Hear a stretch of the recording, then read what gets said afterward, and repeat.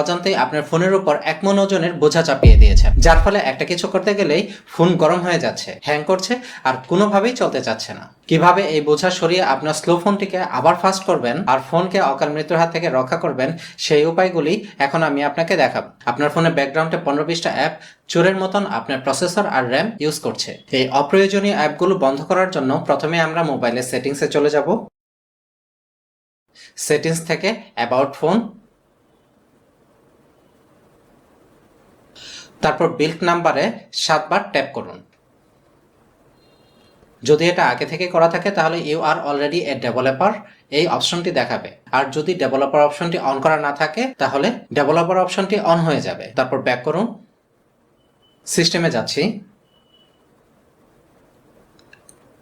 Developer অপশনে একটা click করলাম, নিচে স্ক্রল করে ব্যাকগ্রাউন্ড প্রসেস লিমিটটা খুঁজে বের করুন। ব্যাকগ্রাউন্ড প্রসেস লিমিটে একটি ক্লিক করুন, এখানে এসে অ্যাটমোস্ট 2 প্রসেসটা সিলেক্ট করে দিন। এখন থেকে আপনার ফোনটি ঠিক সেই কাজটি করবে যে কাজটি আপনি করতে বলেছেন। অযথা বাড়তি অ্যাপ চালু রেখে আপনার ফোনকে বিজি রাখবে না। আপনার ফোনের স্টোরেজ যদি ফুল থাকে তাহলে পৃথিবীর সবচেয়ে দামি ফোনটিও স্লো কাজ করবে। এখন সেটিংসে যান, তারপর স্টোরেজ।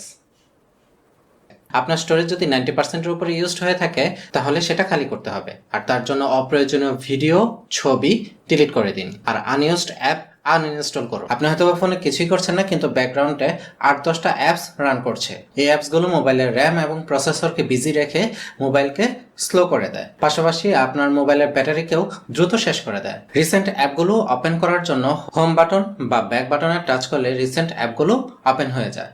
কোনো মোবাইলের ক্ষেত্রে প্রেস করে ধরে রাখতে হয়। এখন ক্লিয়ার অলে একটি ক্লিক করুন। এখন আপনার মোবাইলে ব্যাকগ্রাউন্ডে আর কোনো অ্যাপস রান করছে না, কিন্তু এটা স্থায়ী কোনো সমাধান না।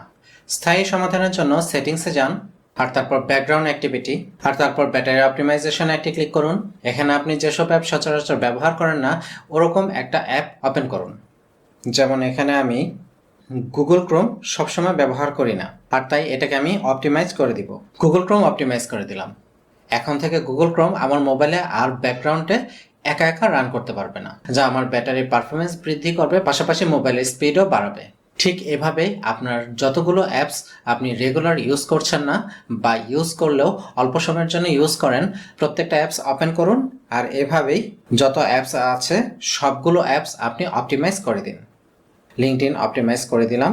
মেসেঞ্জারের মতন যেসব অ্যাপস আপনার রেগুলার মেসেজ আদান প্রদান হয় সেই অ্যাপসগুলো ইন্টেলিজেন্ট কন্ট্রোলে রাখুন, কারণ অপটিমাইজ করে দিলে মেসেজের নোটিফিকেশনগুলি আপনি পাবেন না। তাই আমি মেসেঞ্জারকে অপটিমাইজ করছি না।